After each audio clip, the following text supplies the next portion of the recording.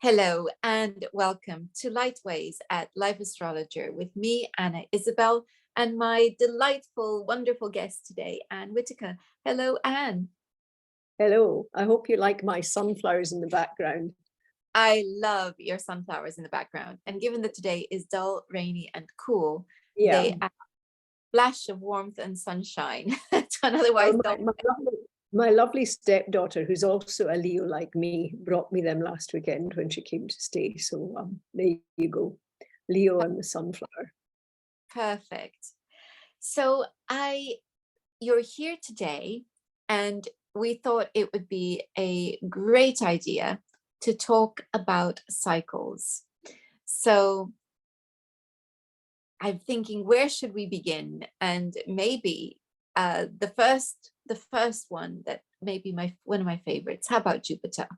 Okay, yes, that seems, under the overall circumstances, that seems a good one to start with.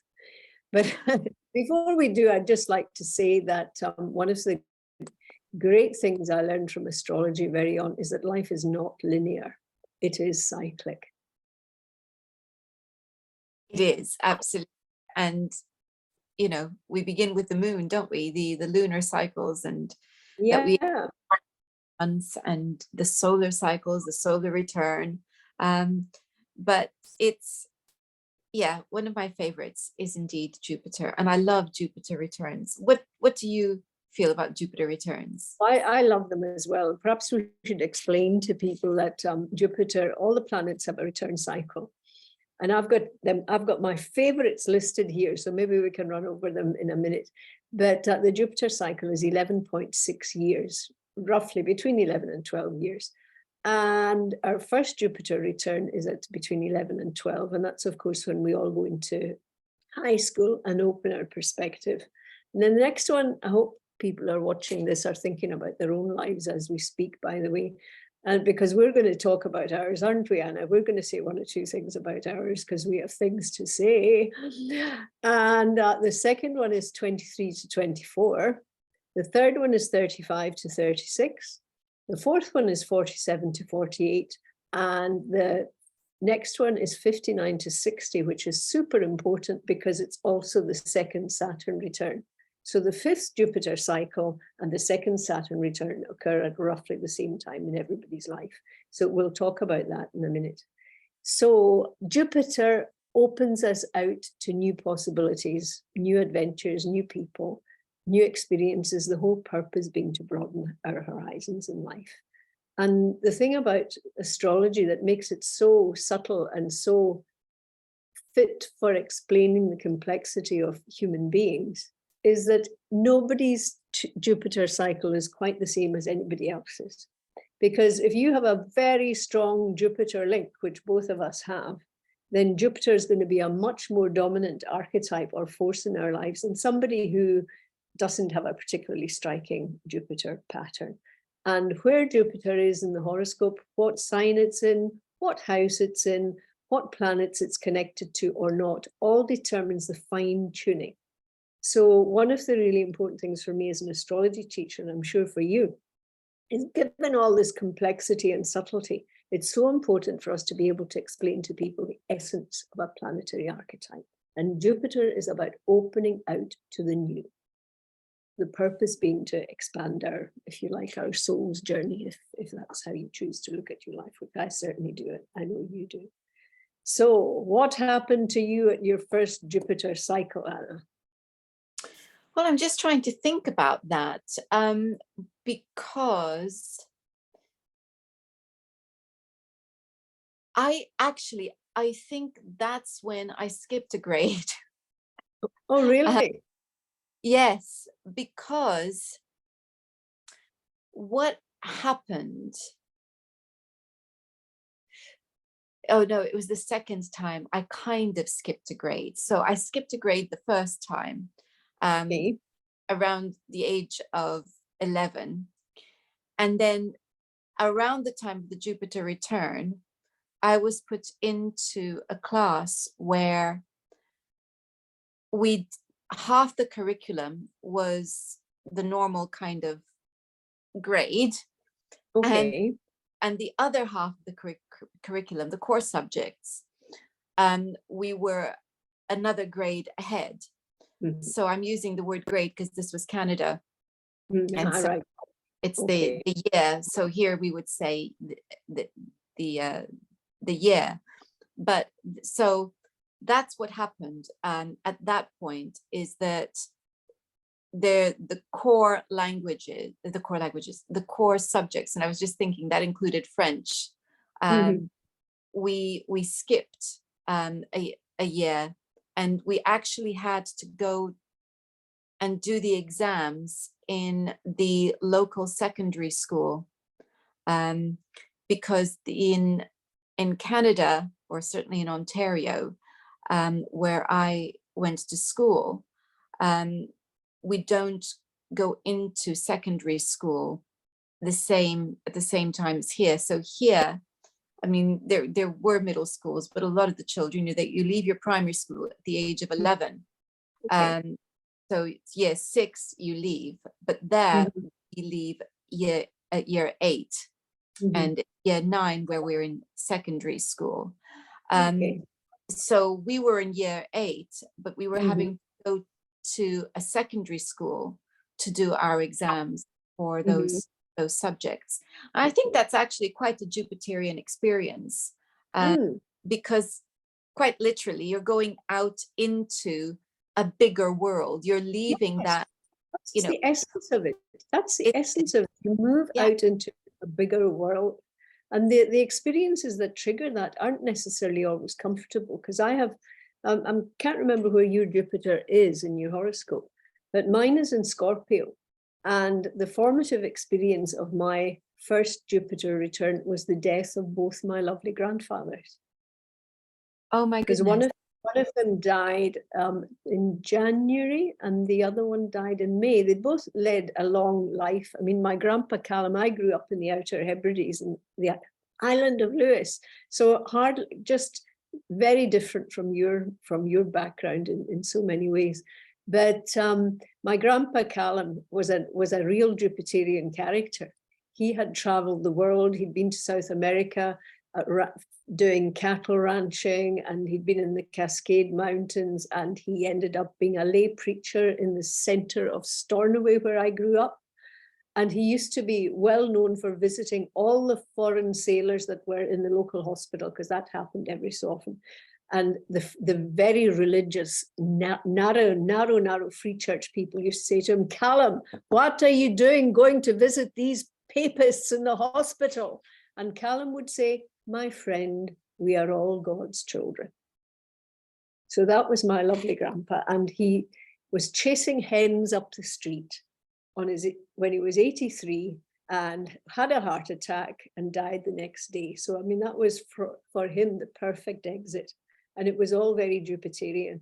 And it was really quite devastating for me. And then to lose my other grandpa, my English grandpa, who I wasn't so close to, just a few months later was hard. And that was my initiation into secondary school.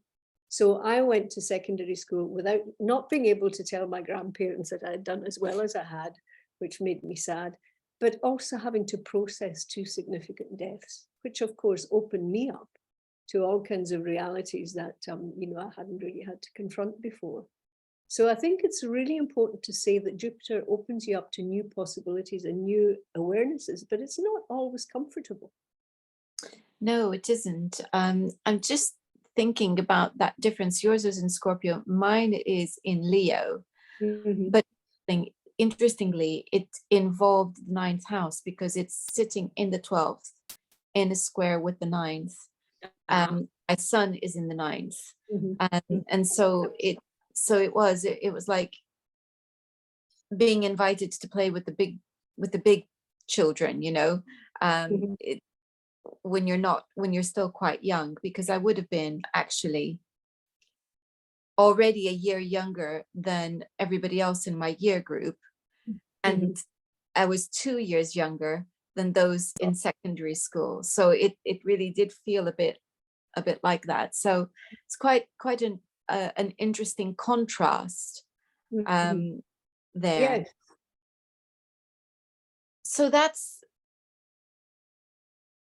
So which house was involved with yours?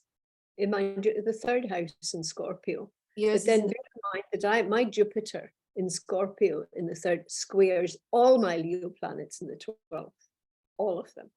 yeah. So, and Saturn is bang in the middle of that Leo stellium. So that my whole chart hangs on Jupiter square Saturn, really.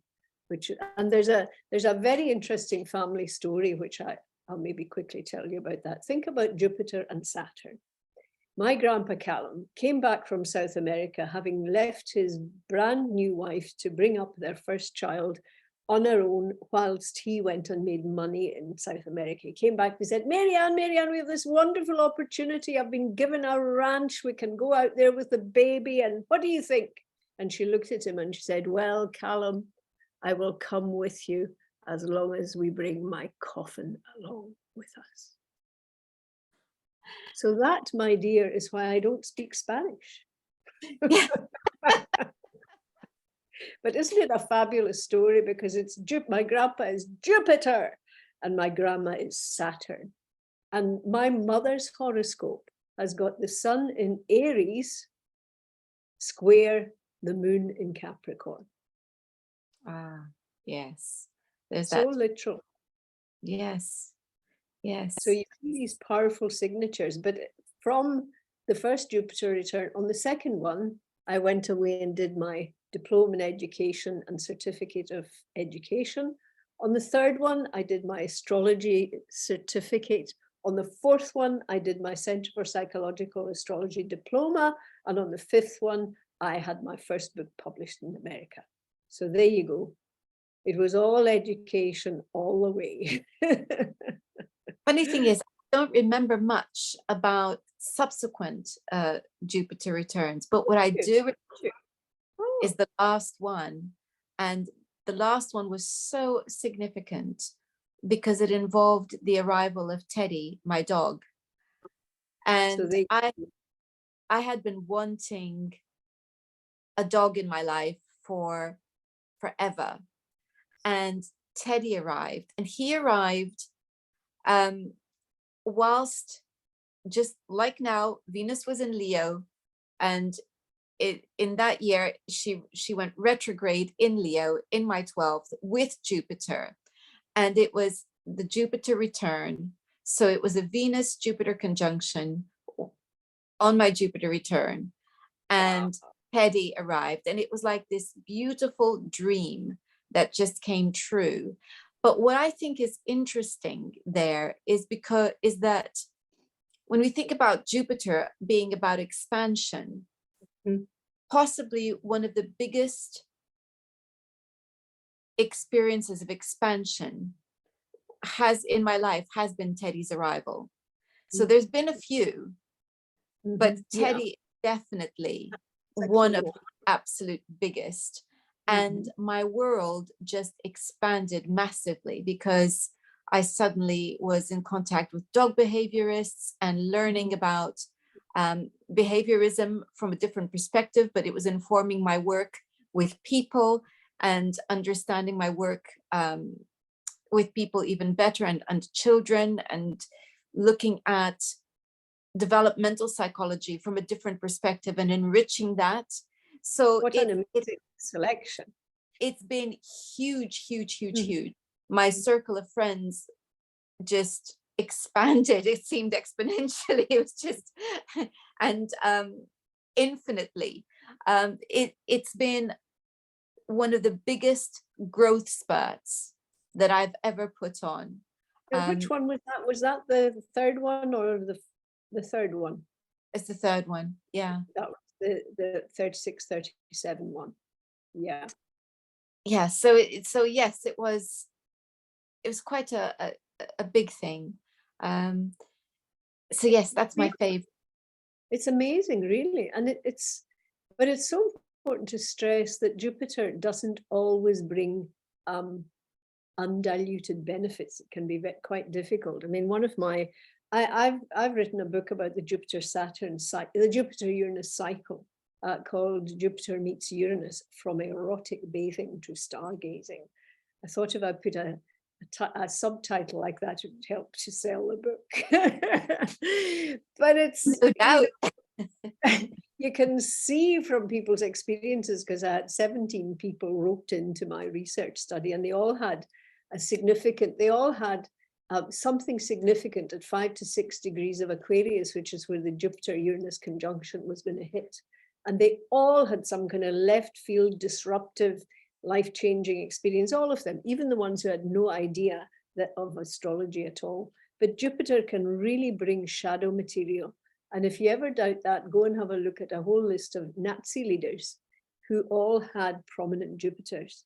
So I think the thing is that the expansive nature of Jupiter has to be modified and kept under control in some way, because it can take you really way out into all kinds of realms that perhaps you shouldn't go into, out of sheer belief that you can do it and you are untouchable. And I think that's, I'm actually glad that my Jupiter is tethered by Saturn, and you've got a good dose of Earth in your horoscope as well, I seem to remember.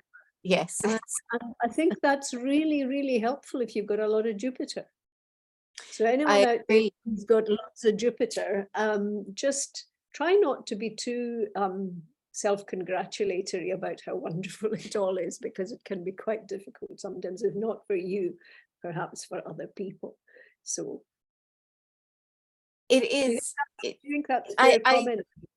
I absolutely. I mean, we have to remember Jupiter is not Father Christmas. No. And he carries thunderbolts, and he will step you.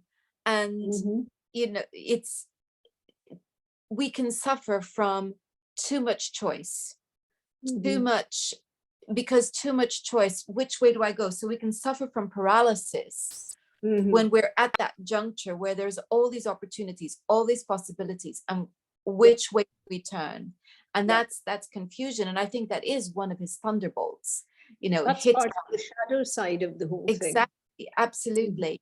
And then there's the fact that we have to remember he is a kind of usurper. You know, he did overthrow his father, and so there's that side of him that's completely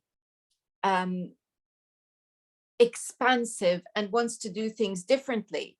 But once he's on the throne, how well do you think he's going to take the possibility of no longer being king? So this is the point at which he can become quite rigid. And that's that self-righteous side of Jupiter.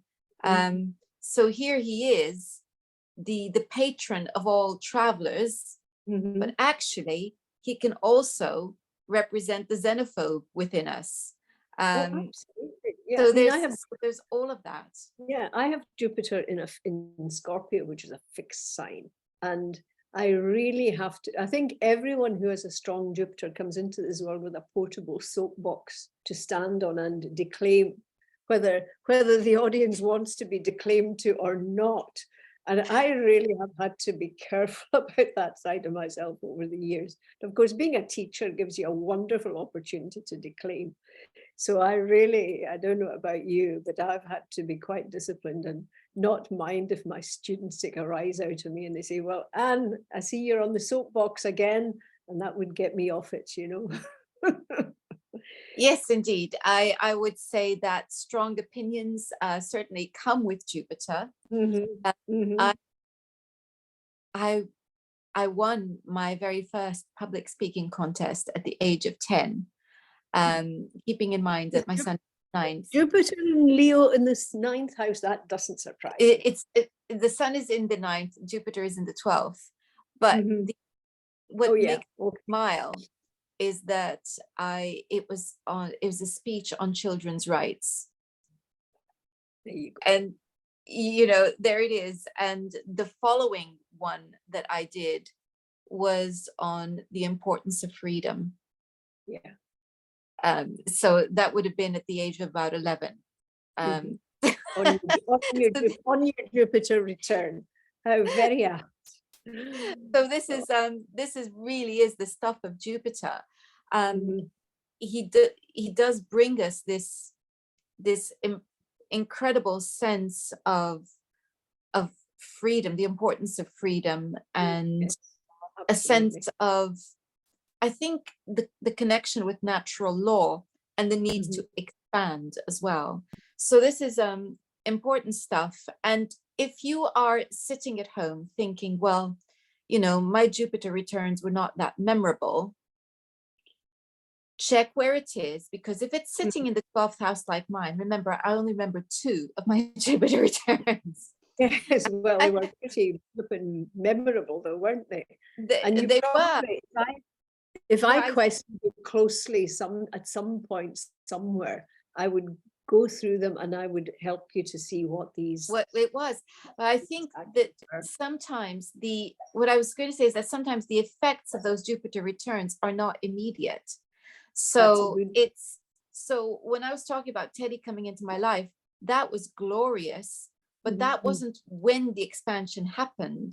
The Yeah. expansion happened as it then approached my ascendant, and suddenly the full impact of the benefits of that Jupiter return became very visible, because that's when my world got bigger. So we had this little this period of hibernation. Well, I um think now you've now plugged us into a very important dimension of all cycles.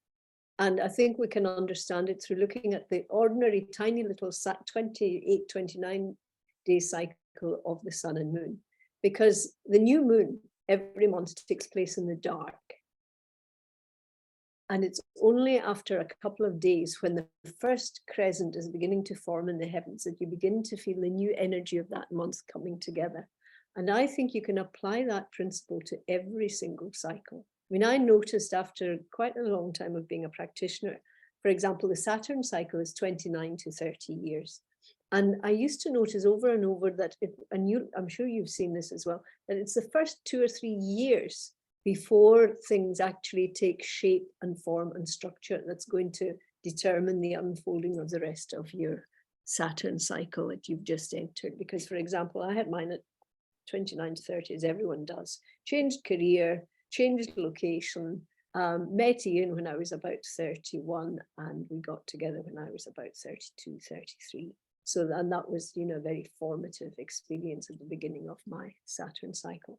And the Jupiter cycle is similar. It's a shorter cycle, but I think it takes a year or two for the benefits that have come with the return to be manifest more clearly in the world. And that would kind of fit in with what you were saying about yours, wouldn't it? it is it feels to me like the seeds are sown, Yeah, yeah. not the harvest yet. Mm-hmm. And I Yeah, think that's how I would put it, is yeah, that the seeds are yeah. sown, but not the harvest yet. And it um can take until the full moon point of the cycle, like 5 or 6 years in Jupiter's case, for you to really see the absolute flourishing of the seeds that have been sown 6 years earlier. so you started talking about Saturn. We might as well stay with Saturn. Well, What these are the formative cycles, aren't they? I mean, somebody once asked me, Anne, if you had to chuck out everything else, what would you keep? And I said, the Jupiter Saturn, the Saturn cycle, and the cycle of the progressed sun and moon. That's it.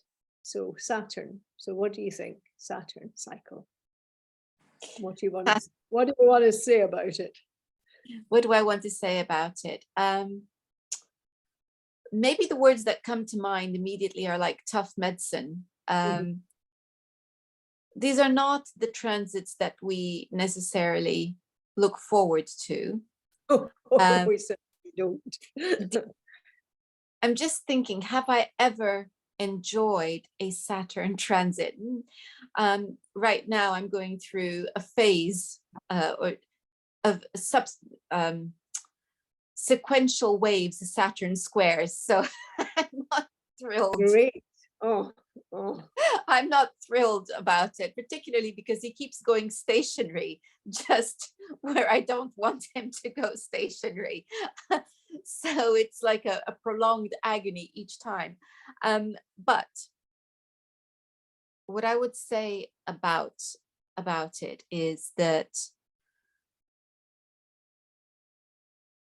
they can be exhausting, taxing, incredibly stressful, but vital in helping us to understand what's important. I think that's really well put. And I mean, one of my favorite Liz Green comments on that, which I've actually used in a lot of my classes over the years, is I think it was at the CPA one time, the Centre for Psychological Astrology, where I was studying with Liz. And she said the gist of it was, the essence of a Saturn transit is it pushes you to separate out from who and what you are not in order to be able to engage with who you are going to be. And I thought that that was a brilliant essence, because I think the essence of good astrology teaching, and I'm sure you would agree with this, is being able to teach people from the essence outwards.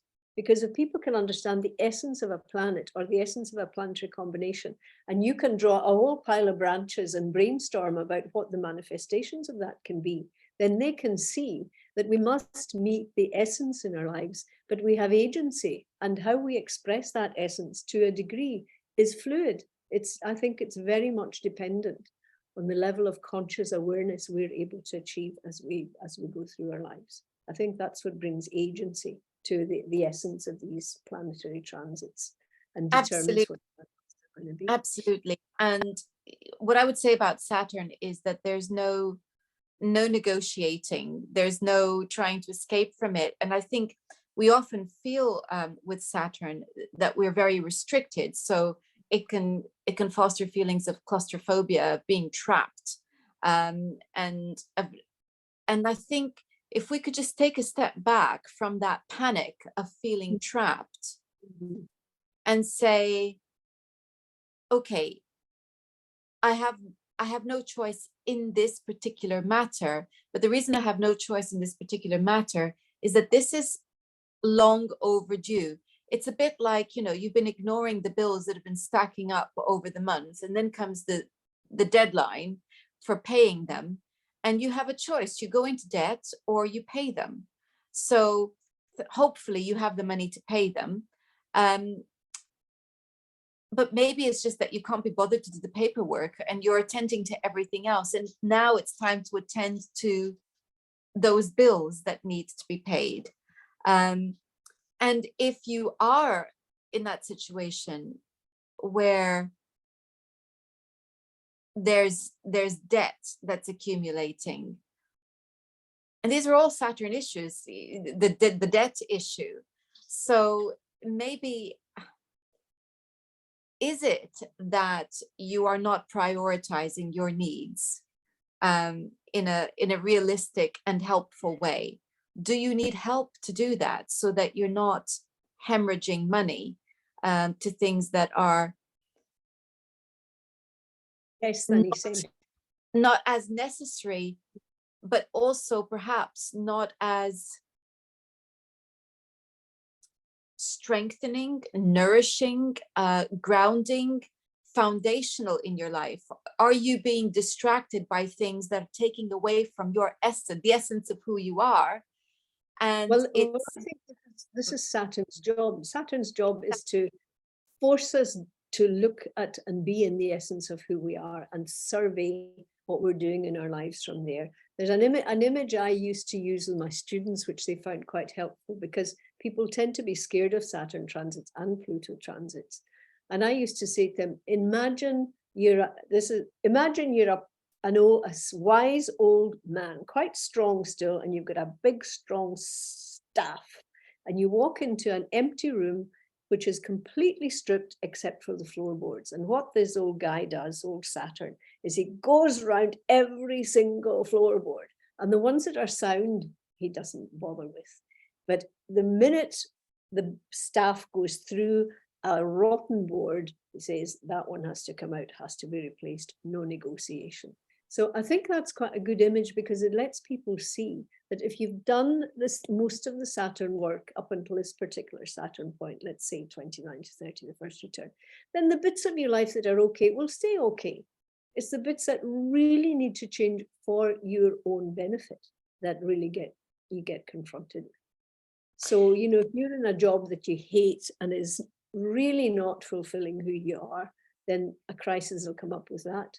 If you're in a relationship that's fundamentally destructive of who you are, then that will be the crisis. If you've got a serious addiction problem that you've been trying to avoid and get away from, then you'll be faced full frontal with that. All these things come up and you can't negotiate. You've got to deal with it.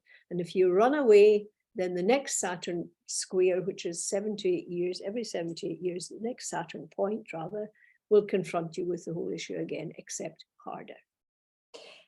And this includes learning to attend to your needs. So we come back to where I was talking about, you know, the need to face debt, to face the bills, you know. I was using that as an example. This also includes the situation in which you can't pay the bills because you're not earning enough. Yeah. And there is nothing to strip back because you are already stretched just paying for food, energy, rent or mortgage or whatever it is. There is nothing to cut back on. And here you are in debt. Well, this means that your needs are not being met. And what can be done about it? So one of the ups of Saturn transits that I've experienced, and I encourage my clients to work with this idea, is that through restriction, creativity can be fostered.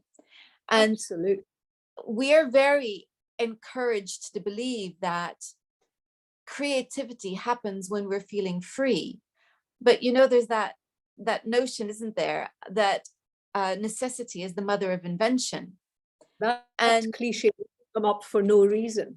exactly, it's there and it's true, because when we are restricted, if we can stop panicking for 5 minutes and actually start thinking of ways round situations, that's when we get really properly creative. And suddenly that's the breakthrough we need. And thank you very much, Saturn. So it's the stuff that we don't really want to deal with because it's not very nice. And sometimes it's very lonely too. Well, I think invariably Saturn transits are lonely because they confront you with yourself. And I love the Buddhist term, forging the diamond soul. In fact, I had a long article on the Saturn cycles published in the Mountain Astrologer a long time ago, and it was called The Cycles of Saturn, Forging the Diamond Soul, because the Buddhist idea is that you go through hard experience, and the pressure and heat and strain of that is what forges a diamond, and it's what forges your soul. And I can remember at times of, you know, when I was going through my long Neptune retreat of necessity. And I remember when I was feeling really dreadful, I would sit in a corner and go, never mind, Anne, this is you chipping another facet off the diamond soul. And it used to make me feel better. You know, it did. And I think if you respond, I mean, let's be really positive here. I mean, I have 6 planets in Leo. So any Saturn transit isn't so much a Saturn transit as a Saturn annihilation and reconstruction. So honestly, my first Saturn return was pretty terrible because there were so many things I had to sort out. But the second Saturn return 30 years later, I hardly noticed because the main components of my life were in reasonable shape because I'd had such a kicking every single stage through the Saturn cycle.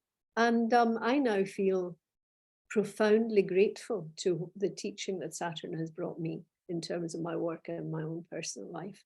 But God, it's hard going sometimes. And it is, you're right, it's lonely. It is lonely.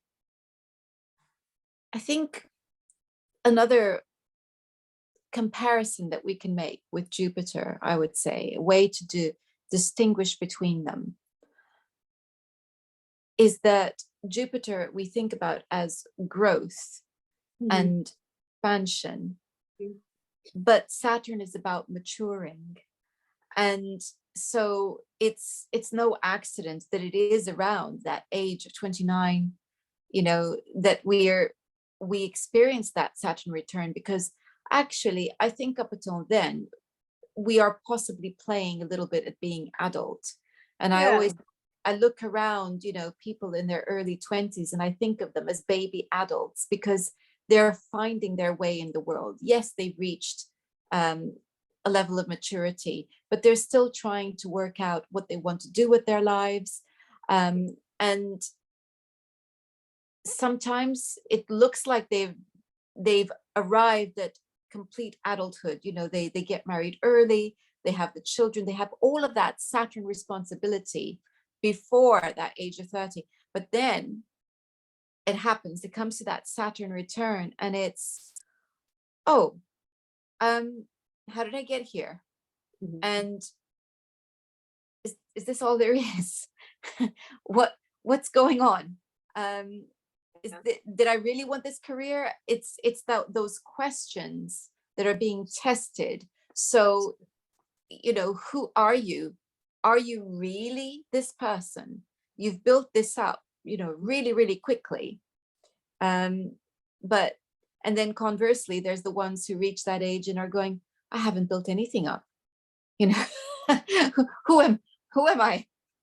This is why it's so important to teach students the essence of a particular pattern, because you can have one person, as you say, one person who's taken loads of responsibility and that's being tested. There's the other person who's going, what have I done? And these are both branches from the same core. Absolutely. This is what I love so much about astrology. It teaches you that, okay, there is a fatedness about certain dimensions of life, but there is scope, there is free will. Nobody will ever determine the balance between the two, but there is scope, there is freedom. We're not tied to, we're not nailed to the board of fate like butterflies. We have agency. And I think for me, that's been the biggest gift of astrology, actually. And then when we come to the second Saturn return, we've got the Jupiter 5th and the Saturn 2nd. So we're, what you were saying about balancing the two becomes so crucial then. Because if you are unrealistic about what your body and bank balance and spirit can achieve after 60, then you're going to have a really, really hard time of it. If you decide you're going to run a marathon in under 10 seconds at the age of 60, you ain't going to do it. It's physically not possible. I'm just thinking of a wonderful man I've recently met who is in his mid-70s and runs 10 kilometers every other day. He might have something to say about that. Well, I don't think he could win. I don't think he could win a race in 10 seconds at the age of 60. But So, okay, yes. you speak to him, see what he has to Yes, say. but he thinks, Let me know. but again, what we're highlighting again is how individual everyone's experience Oh yes. Oh, is. yes. It's really very important. So this one's been on my mind rather a lot recently. The lunar node returns. Oh yes. Do you think of those? Well, I think they are very profoundly important. Again, everything depends on the structure of your horoscope, how connected you are to the sun and moon, how connected your chart is to the nodal axis. I mean, if you've got the nodal axis linked with Pluto natally, then you know that there's going to be really profound transformations coming up in your life and profound challenges. So I think the return is 18 to 19 years. It's 18.6 years exactly. And I like my short, I mean, I've written a lot of stuff, as you know, about the nodes, and actually Victor and I are just, well, he's going to be my editor again. We're putting together a lot of my writing about the nodes. So I'm quite looking forward to that coming out eventually. But anyway, I think of the North Node as the North Star of our life. It's the guiding light. And I do think that every single time you have a nodal return at 18 to 19, or even a half return at 26, 27, the half return is really important because it occurs at the same time as the progressed moon return. So that age of 27, you know how an awful lot of rock stars have exited stage left at that age. It's, it's a combination of the return of the moon and the north Star coming to call them somewhere else, if you want to put it that way. So 37, 18 to 19, 37 to 38, 55 to 56, these are the three key ones. And I did a wee bit of research a year or two ago with 3 or 4 people looking at the nodes returning to Gemini Sagittarius. And with these people I chose, and I put myself in there as well, because my North Node is exactly conjunct my midheaven from the 9th house. So, you know, I can never get away with nodal stuff. It always challenges me.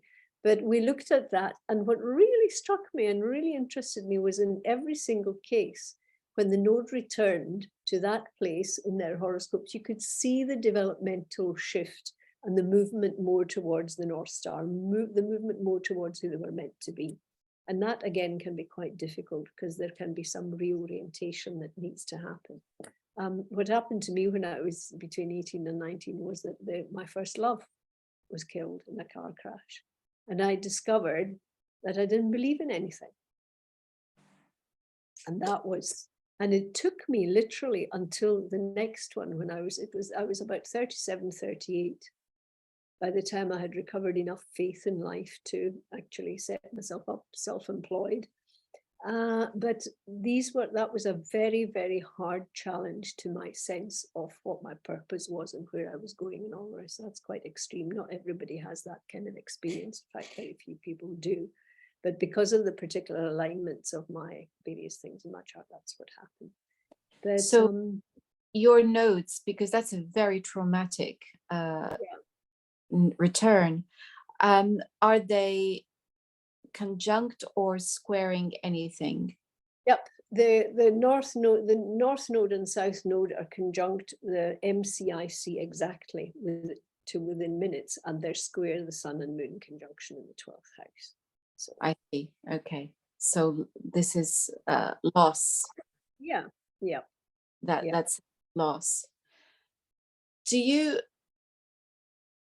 And I think that's really very significant, because that 12th house, we are accustomed to thinking of the 9th house as the house to do with faith, which it is, and belief. Yeah. But because the 12th house is so nebulous, so intangible, there's nothing to test. There's nothing that tests faith more than that vacuum of the 12th house. So it talked about that loss of you decided you didn't believe in anything. Well, it just took, it was exposed to me. It was exposed to me. It wasn't a decision, it was an exposure. And an awful lot of my life from that point on was trying to regain some sort of sense of faith and direction. And I managed to do it. And it's that led me into teaching, actually, but by the time I was 30, I had 3 careers. And it was time to put them all together by the time I was 37, 38, when I discovered I'd come into the world with self-employed stamped on my forehead and hadn't really noticed it until then. So what I had to face was that I was so diverse and had meant 4 different strands in the weave that had to be all put together. It took me a long, long time to do that. But that first nodal return, and then the second one, was like a bracket from nihilism to faith that life actually had meaning. And it was very much about following the North Star, because I really did have to follow my North Star. Otherwise, I wouldn't have got where I got to. But I want to ask about you, though. I mean, this is all, been about. Well, I was just thinking, because if I remember correctly, your midheaven must be in Gemini. Well, if I put it up for Glasgow, it's 0 degrees Gemini, 0 degrees Sagittarius. Where I was born, it's 28 Taurus Scorpio. So I quite like my relocated North Node, South Node, because Sagittarius is what I've always done. Well, and here's the thing, is that what you've described there is the quintessential midheaven in Gemini, where you've got 3 careers. Hey, you're speaking to somebody who also has midheaven in Gemini, and I've never done anything in a linear, in a neat linear sequence, everything's always happening simultaneously. Then I start, and then I discover how they fit together. So Yeah. let's just live every direction all at once, and Yeah. then discover how the puzzle fits together. Yeah, So it's a long time to get there. so it's just, I just found it interesting that you're talking about this Gemini Sagittarius North Node axis involving your midheaven. So yes, perhaps, with your midheaven being in Taurus, but that North Node being in Gemini, it could well be that that's why it's colored in such a Gemini. No, the North Node is in Taurus. It's when Taurus. when I relocated my chart, the North Node was in Gemini. And that kind of makes sense because the North Node in Taurus demanded of me always that I grounded whatever it was. I mean, I'm very much about evidence. I don't take things on trust. I need to be grounded. And my students used to say to me, what we like about you is that you ground this theoretical knowledge in stuff that we can actually use. And I've always been about that. But then there's been the Fae, if you like, Gemini, zero Gemini, midheaven, relocated midheaven that's been around ever since I left home, more or less, and since I settled in Glasgow. So I do tend to use that quite a bit. On the other hand, that Taurus Scorpio axis is also very relevant, because I always say that the journey of Scorpio to Taurus is to move from the fires of hell into the green pastures of Taurus. Thank you for that. I'll remember that, Anna. And it's that emotional intensity and that is there. And my goodness, how many times have we talked about death here with your life? From the beginning of your Jupiter returns, your first Jupiter return, the loss of your grandfathers. So well, death, I have Pluto. I've conjunct everything as well. So it's so death clearly plays a very important role here, and that's very intense pain, very intense grief, and you would want to get out of that and just find some green pasture with cool grass on which to lie and feel the sun on your face. Yes, I think I've now got to my mid-70s and I feel quite at peace with my life and what I've been able to do and what my limitations are. And I think if you manage to do that and get to that point, you've not done too badly, really. Absolutely. It's very good. Where's your North Node? So that's in Aries. So it's a Libra Aries. It's a Libra Aries journey. Libra journey with Saturn conjuncted at the North Point. Yeah. Okay. Yeah. So that's what brings your gravitas and your focus and your steeliness. Steeliness. I never think of myself as being steely, but yes. Well, there's a lovely warmth about you, but there's also a depth and a real focus about the way you conduct your interviews, because I've watched quite a few of them. So you can see that energy. It's working at its best, I think. There's definitely is focus, and I would say a very strong spirit of adventure, which very often is curtailed by Saturn. Oh, well, there you go. There you go. So what about the returns then? Have you any feedback to give on sort of 18 to well, I think the current one is probably the most at the forefront of my mind. This is why these nodal returns are on my mind. And I think I should possibly put this into context and explain that they are in my 8th house. That Saturn and the North Node are in my 8th house. So this is happening in my your chart, and I'm remembering that. Yeah. So it is in the 8th, and there is quite a lot that's going on that's very worrisome, and matters of mortality are very much on my mind. And matters of loss or possible loss are also very much on my mind. But I think the most interesting development is that 3 years ago, I lost my father. And having grown up with him as a spiritualist, I knew what I needed to do because I was not going to lose contact with my father, I decided. So I began to develop as a medium. So for 3 years, I've been quietly doing this and having no desire whatsoever to test myself in the big wide world. This was for my private use only. And when I say my private use, it's about meditating. It's about being able to connect with a sense of my spirit guides and developing that strong sense of spirituality. Until this very weekend, when suddenly I decided that it was time to launch myself on the world. And I sent out a little message to everyone who is on my contact list for clients and say, looking for volunteers, because it's time that I practice this in a wider scale. And I offered 15-minute readings. Of course, now I'm inundated, which is lovely, because it's the opportunity to practice. And I think why this is significant is because it is my North Node. It is in the 8th house. And I do feel that midheaven in Gemini that we talked about,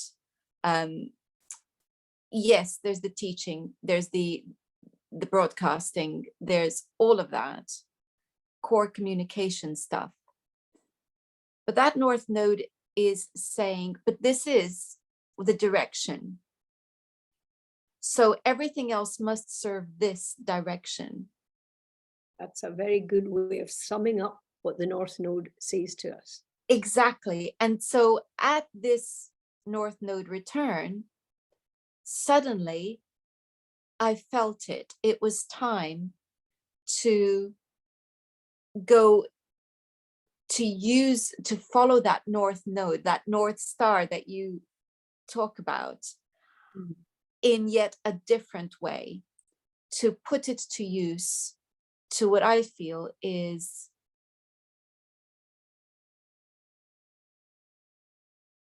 the important healing work around grieving and bereavement. Because I have many clients who come to me and who are suffering from bereavement. As a therapist, more than as the astrologer, it's when I'm wearing my therapist hat that I come across this. And a lot of my work involves giving them permission to have that relationship that they lost back. And, you know, possibly one of the most touching has been a client recently who lost her father when she was, I think around 12, 13. It was around that age. And the Jupiter return. Yes. And had not only not been able to grieve him at the time for various reasons, but she also had completely disconnected from all the joy her father had given her, because he was the light, fun, joyful energy of the family. And when he went, that went. And so giving her the means by which she could reconnect with that joy has enabled her to actually seek joy again and find the moments of joy in her present life. And this is many years later. So this is a very touching thing. Now, can I say a couple of things here? I'm dying to say a couple of things. One is that, no doubt, without intruding on your privacy, the developmental path that's led you to this point, you can probably see points in 18 to 19, and then the next return, 37, 38, and now this one. And the other thing to say is how good it is that you've embarked on this mediumship with a really good, responsible, experienced grounding in being a counselor and a therapist. And by the time I got to be an astrologer properly, when I was about my second nodal return, I'd served my time as a teacher, as a counselor, as a student mentor, and I had done my own therapy, and I had a pretty good idea that I would do no harm. And I think that's the difference between somebody like yourself embarking on a course of mediumship, which with Saturn on the node in the 8th house, how could you really get away from that at some point?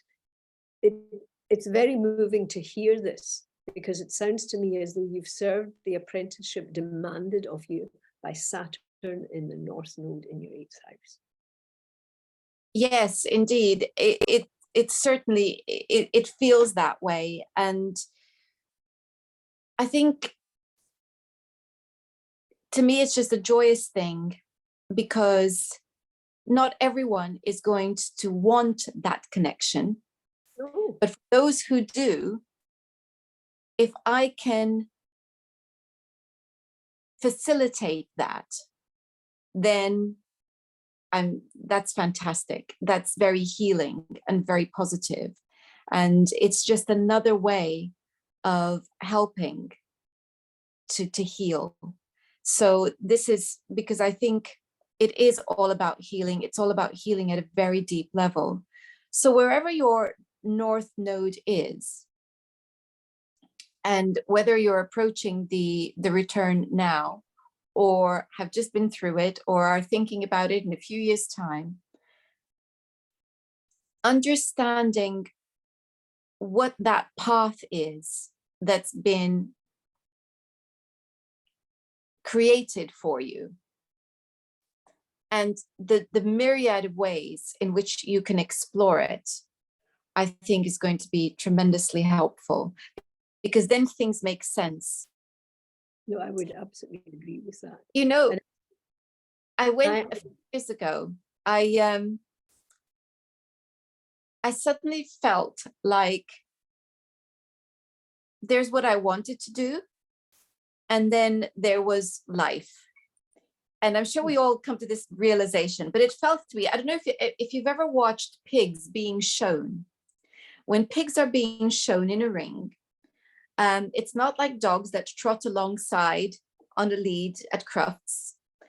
People have these boards, and what the boards do is they keep the pig where the pig is meant to be. So if the pig is wandering off, the board blocks him and forces him back to the ring. And if the pig is moving off to the right, the board comes along and forces him back to the left. And so this is how pigs are directed. And I thought, you know what? I'm the pig. And here's life. Life is the boards that are going, oh, look, she's veering off in the wrong direction. Here we go. We'll put a board up and block her so that she has no choice but to go in this direction. And that's a wonderful way of putting it. That's the North Node. Do you know what? When I walked into a laundrette in the city of Bath with my washing to do my laundry, that was the board coming for me, because I encountered astrologers there. I've told you the story already, who put a young, dismissive, skeptical, cynical Marxist aspirer onto the path of becoming eventually an astrology. So that laundrette was my board, and I was the pig walking into it. I love that. I love that analogy. That's brilliant. You know, it was just this epiphany, and it stayed with me, because whenever that board comes out, I think, oh, okay, I think I'd best take this direction instead. No, that's brilliant. You know, I'm just sitting here thinking, and I think the time has gone remarkably quickly. And we should do another session on cycles, because we've got lots more to talk about. We really Well, should. I will be more than happy to have another discussion on Well, cycles. It'd be yeah, well, wonderful. let's do that. And once we've gone off, I have a couple, I have a brief tale to tell you connecting to what you've just said.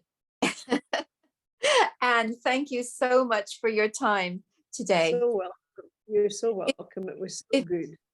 if people want to find you, how do they do that? Oh yes, well, my favorite position is behind the sofa, throwing my writing out into the world, as you know. But I do get lured out from time to time. This is evidence of that fact. You can find me through my website, which is called Writing from the 12th House, and it's www.anne-whitaker.com. And Anne is with an E, and Whitaker is with one T.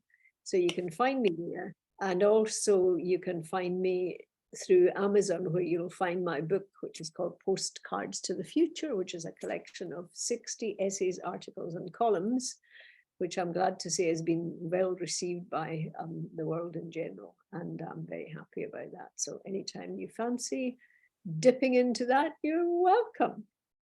And I will be putting a link to that as well as your websites in the description box. So Well, thank you. Thank you. Thank you for inviting me back again. And I hope we are going to do another session on the cycles, because we're only just getting started. Or yeah, we just scratched the surface. Thank you all for watching. Now, next time, we're going to be looking at the 8th house. And sorry, distractions there. Next time, we're going to be looking at the 8th house. And until then, do remember you can check out my own website. There is a course coming up on the houses. Until then, have a fantastic week and goodbye.